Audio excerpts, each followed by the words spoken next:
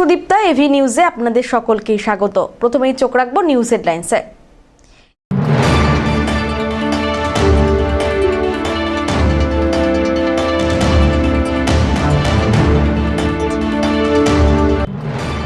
জলপাইগুড়ি জেলা পরিষদের নবনির্বাচিত বিধায়কদের বৈঠক, 16তম অর্থ কমিশনকে সামনে রেখে উন্নয়ন পরিকল্পনা পর্যালোচনা।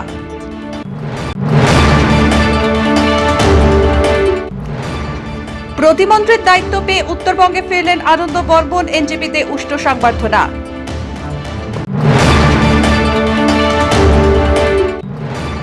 প্রচন্ড গরমে বদল স্কুলের সময়সূচি, সকালেই শুরু পঠন পাঠন।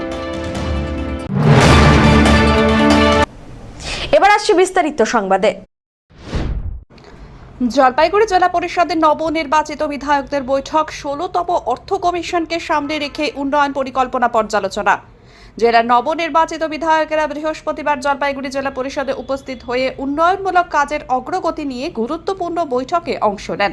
15তম অর্থ কমিশনের মেয়াদ প্রায় শেষের পথে এবং 16তম অর্থ কমিশনের কাজ শুরু হওয়ার প্রাক্কালে জেলার বিভিন্ন প্রকল্পের বর্তমান অবস্থা ও ভবিষ্যৎ পরিকল্পনা নিয়ে বিস্তারিত আলোচনা হয়। বৈঠকে জেলা পরিষদের অধীনে ইতিমধ্যে সম্পন্ন হওয়া বিভিন্ন উন্নয়নমূলক কাজের মূল্যায়ন করা হয়। পাশাপাশি আগামী দিনে কোন কোন প্রকল্প ও কর্মসূচি গ্রহণ করা হবে তা নিয়েও জনপ্রতিনিধিরা আলোচনা করেন। জেলা পরিষদের প্রতিনিধিদের পাশাপাশি প্রশাসনিক আধিকারিকদের সঙ্গেও সৌজন্য বিনিময় করেন নবনির্বাচিত বিধায়কেরা। বিধায়কদের বক্তব্য অনুযায়ী 15তম অর্থ কমিশনের আওতায় সম্পন্ন কাজগুলির পর্যালোচনা করা হয়েছে এবং 16তম অর্থ কমিশনের অধীন জেলার উন্নয়নের ভবিষ্যৎ রূপরেখা সম্পর্কে খোঁজখবর নেওয়া হয়েছে। জেলা পরিষদের কাজকর্মকে আরও গতিশীল, স্বচ্ছ এবং কার্যকর করে তোলার ওপর বিশেষ গুরুত্ব আরোপ করা হয়। জনপ্রতিনিধিরা জানান, উন্নয়নের ধারাকে অব্যাহত রাখতে এবং জনস্বার্থে বিভিন্ন প্রকল্পের বাস্তবায়ন আরও দ্রুততর করতে প্রশাসনের সঙ্গে সমন্বয় রেখে কাজ করা হবে। একই সঙ্গে জেলা পরিষদের ইতিবাচক ও সফল উদ্যোগগুলিকে এগিয়ে নিয়ে যেতে সরকারের পক্ষ থেকে সর্বাত্মক সহযোগিতার আশ্বাসও দেওয়া হয়। জেলা পরিষদে একটা সরকারি মিটিং ছিল যে 16 ফিনান্স সম্পর্কে কী ধরনের কাজ হবে, কী ধরনের প্রপোজাল হবে সেটা নিয়ে আর সবার সঙ্গে পরিচয় হলো। কি বললেন না বলেন কাজ শুধু শুনলাম আজকে যে কী কাজ, সেই কাগজে আমাদের কাজ প্রজেক্ট জমা দিতে হবে। এর মধ্যে 10 দিনের মধ্যে গভর্নমেন্টের অর্ডার আছে, 10 দিনের মধ্যে গভর্নমেন্ট কী ধরনের কাজ সেই কাজের পরিপ্রেক্ষিতে সেখানে আসা আমাদের। জেলা পরিষদ, জলপাইগুড়ি জেলা পরিষদে একটা সমন্বয় বৈঠক হলো। আমরা নবনির্বাচিত বিধায়ক জেলা পরিষদের যারা ছিলেন তাদের সাথে একটা সমন্বয় একটা বৈঠক হলো। আগামী দিন যে 16 ফিনান্সের যে কাজ হবে সেই কাজটা, উন্নয়নমূলক কাজটা কী করে করা যাবে, কোথায় কোথায় করা যাবে সেটা আমরা বলছি। এবার আমাদের যেটা বক্তব্য ছিল, আমরা বলছি স্বচ্ছতার সহিত উন্নয়নমূলক কাজ করবেন, আমরা আপনাদের সাথে আছি। বিশেষ করে অন্তত যেসব কাজ করা হবে জেলা পরিষদের মাধ্যমে, সেখান থেকে যেন জেলা পরিষদের জন্য কিছু আর্থিক বরাদ্দ হয় সেদিকেও লক্ষ্য রাখবেন। আমরা যেটা নতুন নতুন প্রস্তাব দিলাম জেলা পরিষদে, যেরকম ওই হাই রোডের পাশে ফাটাপুকুর বলে একটা পুকুর আছে, ঐতিহ্যবাহী পুকুর, সেই পুকুরটাকে সংস্কার করে একটা চিলড্রেন গার্ডেন করার জন্য আগামী দিন যদি সেখানে একটা চিলড্রেন গার্ডেন করা যায় এবং সেই পুকুরটাকে খনন করে বোট, স্পিড বোট যদি করা যায়, তাহলে ওইখান থেকে একটা জেলা পরিষদের একটা ইনকামের একটা জায়গা হয়, কয়টা লোকেরও কর্মসংস্থান হয়। এই প্রস্তাবটা আমি রাখি এই রাজগঞ্জ বিধানসভার বিধায়ক হিসেবে। পরিষদের কী কী কাজ হয়েছে, কী অবস্থা জেলা পরিষদের 15 ফিনান্স থেকে আমরা জিজ্ঞেস করলাম যে কত কাজ হয়েছে, 15 ফিনান্সের কত খরচ হয়েছে, 15 ফিনান্সের কী, এবং আগামীতে 16 ফিনান্স এটা হয়ে যাচ্ছে 15 ফিনান্সটা, ওটা থেকে কী কী কাজ হবে, আর যে ফান্ডটা রয়েছে সেই ফান্ডটা কী পারপাসে খরচ হবে এবং কোনটা কী খাতে খরচ হবে, এটা আপনারা বিশ্লেষণ করুন। ওনারা বললেন ঠিক আছে আপনারা একটা করে কাজ করে দিন। আমরাও বললাম ঠিক আছে, আমরা যতটুকু পারবো করে দেবো। জানি না আমরা কতটুকু হবে, এবং আমি এখানে বলে গেলাম যে আপনারা কাজ করার আগে বোর্ড লাগান না কাজ করার পরে বোর্ড লাগান। যেটা ন্যাচারাল নিয়ম আছে যে কাজ হয়ে যাওয়ার পরে সেখানে বোর্ড লাগানো হয়। এখানে জেলা পরিষদের কাজ হয়েছে অথচ কাজ হয়নি, অথচ আপনারা বোর্ড লাগিয়ে রেখে দিয়েছেন, এটা কেমন ব্যাপার? জেলা পরিষদ আজকে কেউ ছিল? জেলা পরিষদে যাদের সাথে আলোচনা হলো কারা ছিলেন আজকে? সভাধিপতি ছিলেন, পঞ্চায়েত সমিতির সভাপতি ছিল, এডিএম সাহেব ছিলেন। এই প্রশ্ন যখন করলেন সভাধিপতি ভাইরা কি জানালেন? না, ওনারা বললেন না, এটা হওয়া তো উচিত নয়, আপনি যেটা বলেছেন এটা ঠিকই বলেছেন, এটা হওয়া ঠিক না। আমি দ্বিতীয়বার বললাম, আর একটা ব্যাপার বললাম, সেটা হচ্ছে ডাবগ্রাম 2-এ বানেশ্বর মোড়ের ওখানে মে ফেয়ার বলে একটা ইয়ে হচ্ছে, ওখানে তৈরি হয়েছে, বাড়ি বিশাল একটা আপনার ইয়ে তৈরি হচ্ছে, বিশাল বড় বিল্ডিং একখানা তৈরি হয়েছে। সেটা কি হবে জানি না, কিন্তু সেটা সরকারি যে একটা ড্রেন, কর্পোরেশনের 40 নম্বর 39 নম্বর ওয়ার্ডের পুরোপুরি জল পাস হয়, এক বিশাল বড় ড্রেন ছিল, হাই ড্রেন, সেই ড্রেনটাকে বন্ধ করে দিয়ে তৈরি হলো কি করে? আপনারা জেলা পরিষদ এই প্ল্যানটাকে পাস করলেন কি করে?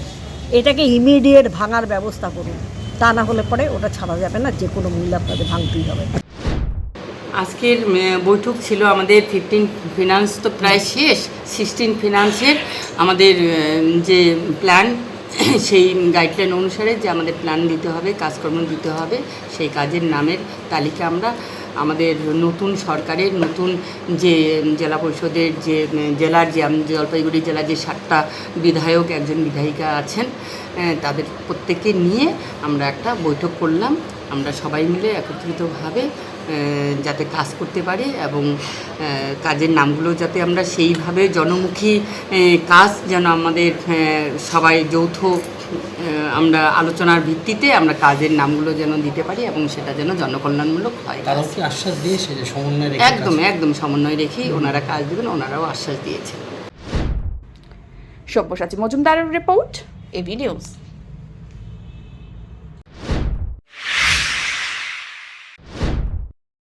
রাজ্যে মন্ত্রিসভার প্রতিমন্ত্রীর দায়িত্ব পাওয়ার পর বৃহস্পতিবার উত্তরবঙ্গে ফিরলেন আনন্দময় বর্মন। এদিন সকালবেলায় নিউ জলপাইগুড়ি রেলওয়ে স্টেশনে পৌঁছতেই দলীয় কর্মী সমর্থকদের উচ্ছ্বাস আর উষ্ণ অভ্যর্থনা ছিল দেখার মতো। সকাল থেকে এনজেপি স্টেশনে বিজেপি কর্মী আর সমর্থকদের ভিড় জমতে শুরু করে। হাতে দলীয় পতাকা, ফুলের তোড়া, মালা নিয়ে তারা নবনিযুক্ত প্রতিমন্ত্রীকে স্বাগত জানাতে আসেন। ট্রেন থেকে নামতেই দলীয় স্লোগানে মুখরিত হয়ে ওঠে গোটা এলাকা। কর্মী সমর্থকরা ফুলের মালা, উত্তরীয় পরিয়ে তাঁকে সংবর্ধনা জানালেন। পরে একটি খোলা জিপে করে আনন্দময় বর্মনকে বাড়ির উদ্দেশ্যে নিয়ে যাওয়া হয়। তার সঙ্গে ছিল মোটর বাইক আর দীর্ঘ গাড়ির শোভাযাত্রা। রাস্তার দুধারেও বহু মানুষ দাঁড়িয়ে নতুন প্রতিমন্ত্রীকে শুভেচ্ছা বিনিময় করলেন। আনন্দময় বর্মন এদিন বলেন, এতদিন বিধায়ক হিসাবে মানুষের জন্য কাজ করেছি। এলাকার উন্নয়ন, জনসমস্যার সমাধান আর মানুষের বিভিন্ন দাবি নিয়ে কাজ করার চেষ্টা করবেন তিনি, এমনটাই আশ্বস্ত করেন। উত্তরবঙ্গের উন্নয়ন প্রসঙ্গে তিনি আশাবাদী। বলেন, নতুন সরকার উত্তরবঙ্গের দীর্ঘদিনের বিভিন্ন সমস্যার সমাধানে বিশেষ গুরুত্ব আরোপ করবে। উন্নয়নমূলক প্রকল্প, সরকারি পরিষেবা দ্রুতই সাধারণ মানুষের কাছে পৌঁছে দিতে তিনি সক্রিয় ভূমিকা পালন করবেন বলে জানান। অন্যদিকে রাজ্যের বর্তমান রাজনৈতিক পরিস্থিতি নিয়ে প্রশ্ন করা হলে তিনি তৃণমূলকে কটাক্ষ করে দাবি করেন, তৃণমূল কংগ্রেস আগের অবস্থানে আর নেই। মানুষের সমর্থন, ভালোবাসা, বিশ্বাস সবকিছুই তারা হারিয়েছে। মাটিগড়া নকশালবাড়ি কেন্দ্রের জনপ্রতিনিধি হিসাবে দীর্ঘদিন ধরে সক্রিয় রাজনীতির সঙ্গে যুক্ত রয়েছেন আনন্দময়। এবার রাজ্যে মন্ত্রিসভায় স্থান পাওয়াতে তাঁর অনুগামীদের মধ্যে উৎসাহ উদ্দীপনা লক্ষণীয়। কর্মী সমর্থকদের আশা, উত্তরবঙ্গ থেকে একজন জনপ্রতিনিধি মন্ত্রিসভায় স্থান পাওয়ায় এলাকার উন্নয়ন আরও ত্বরান্বিত হবে। দীর্ঘদিনের বিভিন্ন দাবি পূরণের ক্ষেত্রেও ইতিবাচক অগ্রগতি দেখা যাবে। অবশ্যই তৃণমূল কংগ্রেস সবাই জানতো যেদিন এদের সরকারের পতন হবে তারপরের দিন থেকে তৃণমূল কংগ্রেস পার্টির কোনো অস্তিত্ব বাংলায় থাকবে না, গোটা দেশে থাকবে না। তারই প্রতিফলন শুরু হয়েছে আগামী দিনে। এখন পার্টি শুধু দুভাগ হয়েছে, এরপরে দেখুন পার্টিটা ছিন্ন ভিন্ন হয়ে এই পার্টিটা ধুলোয় মিশে যাবে। দেখুন, যে পার্টি এত দুর্নীতির সাথে যুক্ত, যে পার্টির শীর্ষ নেতৃত্ব এক না একতন্ত্র চালায়, যে পার্টিতে কোনো গণতন্ত্র থাকে না, যে পার্টিতে নিজেদের লোকেরা, নিজেদের নেতারা ভয়ে থাকে, আতঙ্কে থাকে, সেই পার্টি এইরকম সিস্টেমে পরিণত হবে সবাই জানে। আমাদের এখানটায় প্রথমত আমাদের বাংলা থেকে দুর্নীতিকে সমাপ্ত করতে হবে, এখানকার শিক্ষাক্ষেত্র, স্বাস্থ্যক্ষেত্রকে উন্নতি করতে হবে, পরিকাঠামোগত উন্নয়ন করতে হবে এবং গোটা রাজ্য সরকারের এবং কেন্দ্র সরকার যে সমস্ত সরকারি সুযোগ সুবিধা থেকে দীর্ঘদিন বাংলার মানুষ বঞ্চিত হয়েছিল তাদেরকে আবার তাদের প্রাপ্য অধিকার, তাদের প্রাপ্য যে সুবিধাগুলো আছে সেগুলো পেয়ে দেওয়ার করে। অবশ্যই আমরা আশাবাদী যে আগামী দিনে শিলিগুড়িও জেলা হবে এবং গোটা রাজ্যের উন্নয়নের সাথে সাথে শিলিগুড়িও একটা গুরুত্বপূর্ণ ভূমিকা পালন করবে, কারণ শিলিগুড়ি একটা খুব গোটা উত্তর পূর্ব ভারতের একটা গেটওয়ে বলে জানি। এখানে চিকেন নেক শিলিগুড়ির একটা ভৌগোলিক এবং রাজনৈতিক বা বাণিজ্যিক দিক থেকে যা গুরুত্ব আছে, আগামীতে শিলিগুড়ি জেলা হতেই পারে। সব্যসাচী মজুমদারের রিপোর্ট।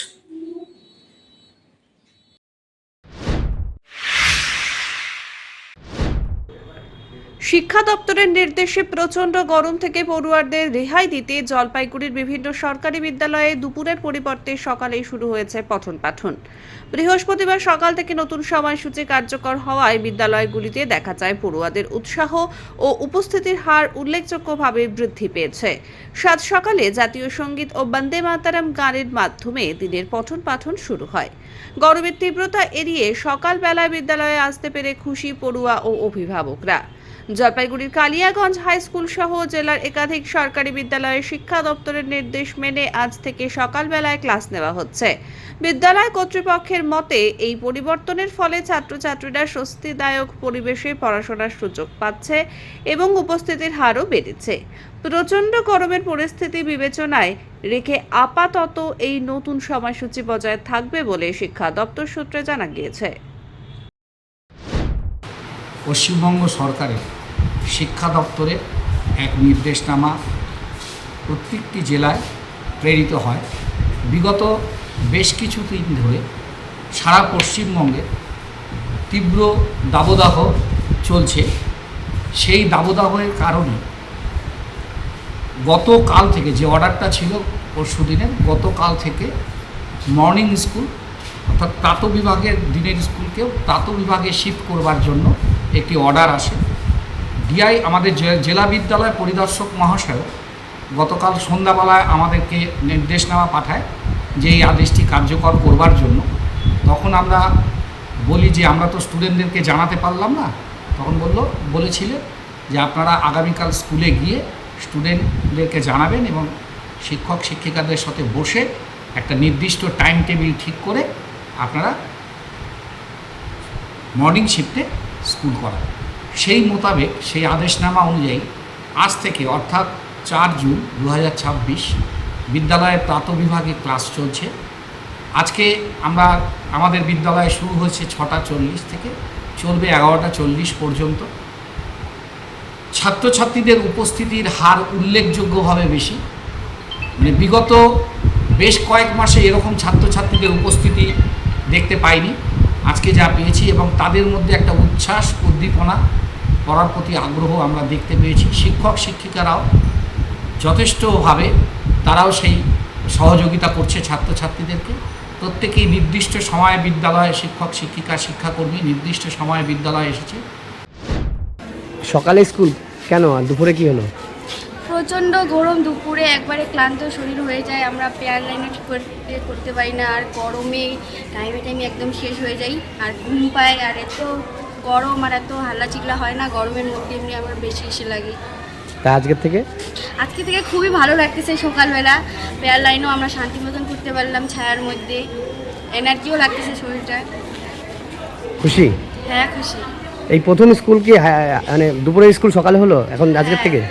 আগে কি সকালে হতো তোমাদের? না, আগে সকালে হতো না, ক্লাস 10টা থেকে শুরু হতো। এখন সকাল 6টার সময় স্কুলে চলে আসছো? সকাল 6টায় চলে আসো স্কুলে? না, 6:10 এরকম হচ্ছে, বাড়ি থেকে বার হচ্ছে 6টার দিকে। আচ্ছা, এখন কি মনে হচ্ছে স্কুলে ছাত্রছাত্রী প্রচুর এসছে? হ্যাঁ, আজকে খুব প্রচুর আসছে। কেন? কারণ হচ্ছে সকালবেলা গরম কম, আর দুপুরবেলা একটু গরম বেশি করে, রোদ্রু আসতে চায় না অনেকজনই।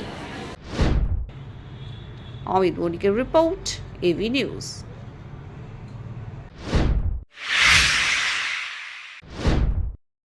বজ্রাঘাতে মর্মান্তিক মৃত্যু যুবকের। কাদোবাড়ি এলাকায় আহত আরও 4 জন। ঘটনাকে ঘিরে এলাকা জুড়ে শোকের ছায়া। জলপাইগুড়ির মণ্ডলঘাট গ্রাম পঞ্চায়েতের কাদোবাড়ি এলাকায় বজ্রাঘাতে এক যুবকের মৃত্যু হয়েছে। বৃহস্পতিবার বিকেলে তিস্তার চরে চাষের কাজ ও গরু চড়াতে গিয়ে এই দুর্ঘটনা ঘটে। স্থানীয় সূত্রে জানা গিয়েছে এলাকার 5 জন যুবক হঠাৎ শুরু হওয়া বৃষ্টির মধ্যে কাজ করছিলেন। সেই সময় আচমকা বজ্রপাত হয়। বজ্রাঘাতে ঘটনাস্থলে মৃত্যু হয় রাজাদাস নামে এক যুবকের। আহত হন আরও 4 জন। আহতদের মধ্যে 2 জনের অবস্থা আশঙ্কাজনক। বাকি 2 জনকে প্রাথমিক চিকিৎসার পর ছেড়ে দেওয়া হয়েছে বলে জানা গেছে। হ্যাঁ, বয়স কত? বয়স কি মানে 4টার দিকে তিস্তার চরে গরু আনতে গেছে। আকাশ পুরো খারাপ ছিল তো, গরু আনতে গেছিল। তো গরু আনার সময় এখানে বৃষ্টি পড়ছে, বৃষ্টি ওই চরের মধ্যে একটা ঘর ছিল, ওই ঘরের মধ্যে এরা 4-5 জন ছিল। তো হঠাৎ করে আকাশে পুরো বিদ্যুৎ চমকায় জোরে। ওই বিদ্যুৎ চমকানোর পরেই ওরা 5 জন একবারে পড়ে যায়।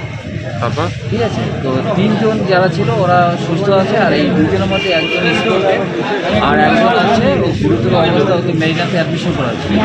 মেরিনা থেকে ওইখান থেকে ট্রান্সফার করতেছে শিলিগুড়ি, এখন উনি মহারাজে অ্যাডমিশন। এটা কাদোয়ারি, কাদোয়ারি ওই তিস্তার চরে। আর 2 জন যে আছে তাদের কি? আর মানে যে বাকি 3 জন ওরা সুস্থ আছে, আর একজন যে আছে ও গুরুতর অবস্থা, ওকে ওই 3 জন কোথায়? ওই 3 জন বাড়িতেই আছে। পোস্ট অফিসে চাকরি দেওয়ার নাম করে প্রতারণার অভিযোগ, আটক 2, তদন্তে পুলিশ।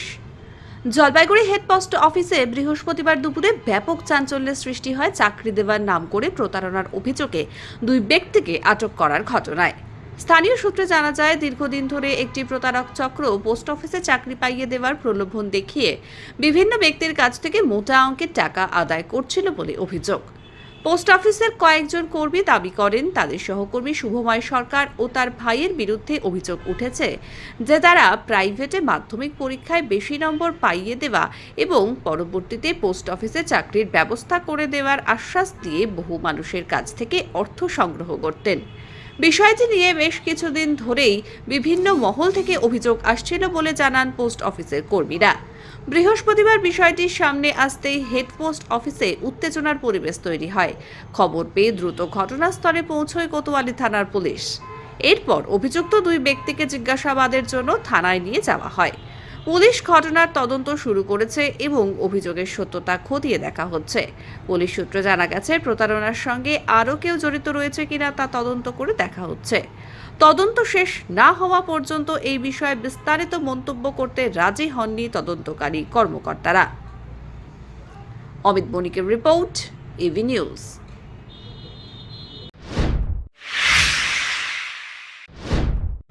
বকেয়া বেতন মেটাতেই কাজে ফিরলেন সাফাই কর্মীরা, শুরু হলো জঞ্জাল সাফাই অভিযান।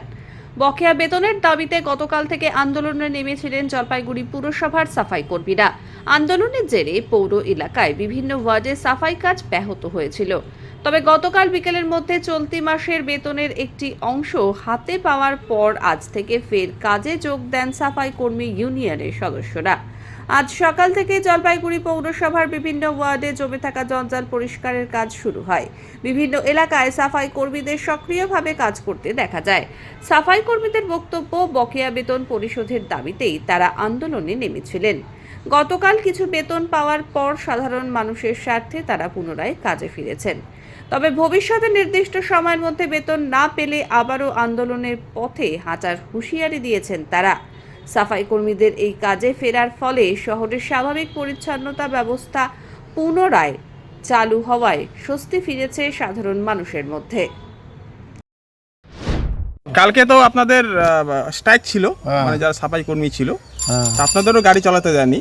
আজকের থেকে কি কাজ শুরু হলো? হ্যাঁ, আজকে থেকে পুরো কাজ চলছে, চালু আছে। মানে যেটা দাবি ছিল মেনে নিয়েছে? হ্যাঁ, 1 মাসে দিছে, আরও কালকে বলছে 6 তারিখ মতো কাজ করতে পারবো। এসডিও সাহেব বলছে। হ্যাঁ, এখন কি কাজ করতে খুশি আপনারা? আমাদের খুশি তো চলতেছে, মায়না পাইলে না কাজ হবে, আর না মায়না পাইলে আবার বন্ধ হবে। হ্যাঁ, আমাদের যে কালকে যে ধর্মঘট ছিল, যে অস্থায়ীভাবে আমরা যে কর্মচারীরা অস্থায়ী মানে যারা সাফাই কর্মীরা বলছে আমরা কাজ করতে পারবো না, যেন আমাদের বেতন দেয় না, এই নিয়ে অনেক সমস্যা। আমাদের অনেক মানে কত মাস ধরে বলে 1 মাসের বেতন দিয়েছে। এখন কাজ শুরু করলো? হ্যাঁ, কাজ শুরু করলো। কাজ তো শুরু করতে লাগবে, যেহেতু আমরা কর্মচারী, আমাদের তো কাজ করতে লাগবে। এটাই সমস্যা, আমাদের বেতন ঠিক মতন হয় না, এটা একটা কষ্ট লাগে আর কি। অমিত বণিকের রিপোর্ট, এভি নিউজ।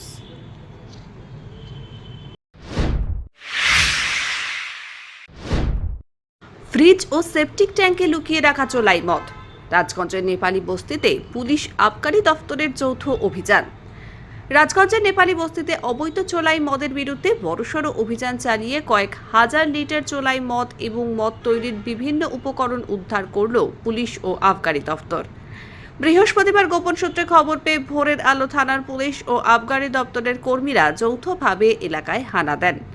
অভিযান চলাকালীন বিভিন্ন বাড়িতে তল্লাশি চালিয়ে ফ্রিজ, সেপটিক ট্যাঙ্ক সহ নানান জায়গায় লুকিয়ে রাখা চোলাই মদের সন্ধান মেলে। উদ্ধার হয় কয়েক হাজার লিটার চোলাই মদ এবং মদ প্রস্তুতের সরঞ্জাম। পরে পুলিশ ও আবগারি দপ্তরের কর্মীরা উদ্ধার হওয়া সমস্ত চোলাই মদ ও মদ তৈরির উপকরণ নষ্ট করে দেন। অভিযানের জেরে এলাকায় চাঞ্চল্য ছড়িয়ে পড়ে। পিনাকি শিলের রিপোর্ট, এভি নিউজ।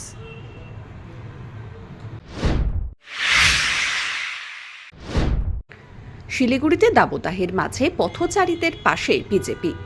বিতরণ করা হলো ঠান্ডা পানীয়। তীব্র গরম ও দাবদাহে নাজেহাল সাধারণ মানুষের স্বস্তির কথা ভেবে মানবিক উদ্যোগ নিল বিজেপি। বুধবার শিলিগুড়ি গোষ্ঠপাল মূর্তি সংলগ্ন বিধান রোড এলাকায় বিজেপির টাউন মণ্ডল ৩ নম্বর কমিটির উদ্যোগে পথচারী, শ্রমিক ও যাত্রীদের মধ্যে ঠান্ডা পানীয় ও জুস বিতরণ করা হয়। উত্তর থেকে দক্ষিণ সমগ্র রাজ্য জুড়ে চলতে থাকা তীব্র দাবদাহের জেরে জনজীবন বিপর্যস্ত। প্রতিদিনই তাপমাত্রা বৃদ্ধি পাওয়ার সকাল থেকেই রোদের তেজে অতিষ্ঠ হয়ে পড়েছেন সাধারণ মানুষ। এই পরিস্থিতিতে দুপুরের প্রখর রোদে ক্লান্ত মানুষের হাতে পানীয় তুলে দিয়ে সাময়িক স্বস্তি দেওয়ার চেষ্টা করেন বিজেপি কর্মী ও নেতৃত্বরা। আয়োজকদের দাবি, গরমের কষ্ট থাকা মানুষদের পাশে দাঁড়ানোই ছিল এই কর্মসূচির মূল উদ্দেশ্য। এদিনের উদ্যোগে এলাকায় একাধিক বিজেপির নেতা ও কর্মীরা উপস্থিত ছিলেন।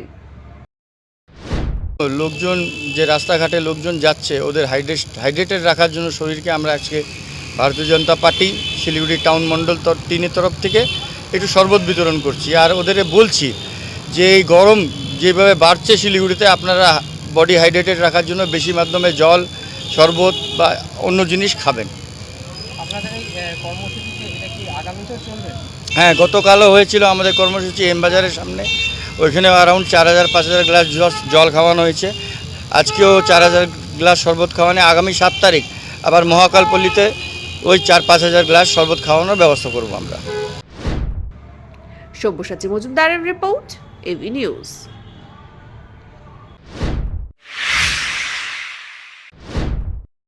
জলপাইগুড়ি জেলা ক্রীড়া সংস্থার পরিচালনায় বৃহস্পতিবার সুপার ডিভিশন ফুটবল লিগের এক উত্তেজনাপূর্ণ ম্যাচে মুখোমুখি হয় আরএসএ এবং এটিও মালবাজার। টাউন ক্লাব মাঠে অনুষ্ঠিত এই খেলায় শুরু থেকেই আধিপত্য দেখায় আরএসএ।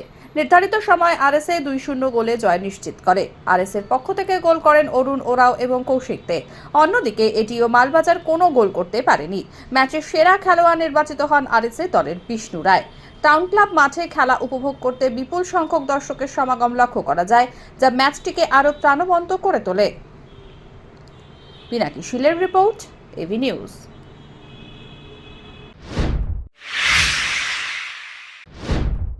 জলপাইগুড়ি জেলা ক্রীড়া সংস্থার পরিচালনায় বৃহস্পতিবার ফার্স্ট ডিভিশন ফুটবল লিগের এক গুরুত্বপূর্ণ ম্যাচে পরস্পরের মুখোমুখি হয় জলপাইগুড়ি ফুটবল একাডেমি এবং জেওয়াইসিসি। ম্যাচে দুর্দান্ত পারফরমেন্স প্রদর্শন করে 2-0 গোলে জয় তুলে নেয় Jalpaiguri football academy. Jalpaiguri football একাডেমির হয়ে গোল করেন অজিত বিশ্বাস ও বাপি রায়। উভয়েরই একটি করে গোল করে দলের জয়ে গুরুত্বপূর্ণ ভূমিকা পালন করেন। অন্যদিকে জেওয়াইসিসির কোনো গোল করতে পারেনি এবং শেষ পর্যন্ত 2-0 ব্যবধানে পরাজিত হয়। ম্যাচে অসাধারণ নৈপুণ্য প্রদর্শনের জন্য জলপাইগুড়ি ফুটবল একাডেমির রঞ্জন শেরপাকে ম্যান অব দ্য ম্যাচ নির্বাচিত করা হয়। পিনাকি শিলের রিপোর্ট, এভি নিউজ।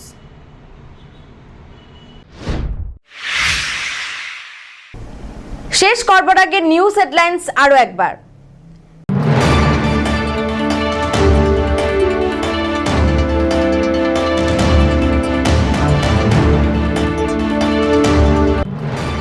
জলপাইগুড়ি জেলা পরিষদে নবনির্বাচিত বিধায়কদের বৈঠক, 16তম অর্থ কমিশনকে সামনে রেখে উন্নয়ন পরিকল্পনা পর্যালোচনা।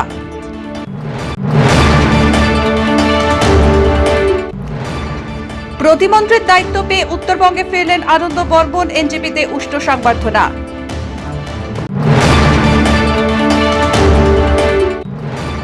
প্রচন্ড গরমে বদল স্কুলের সময়সূচি, সকালেই শুরু পঠন পাঠন।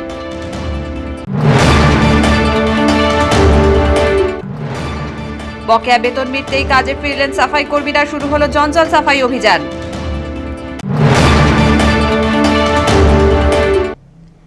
এখনকার মতন এভি নিউজ এ পর্যন্তই। পরবর্তীতে আসছি আরো সংবাদ নিয়ে। দেখতে থাকুন আমার ভিশন। নমস্কার।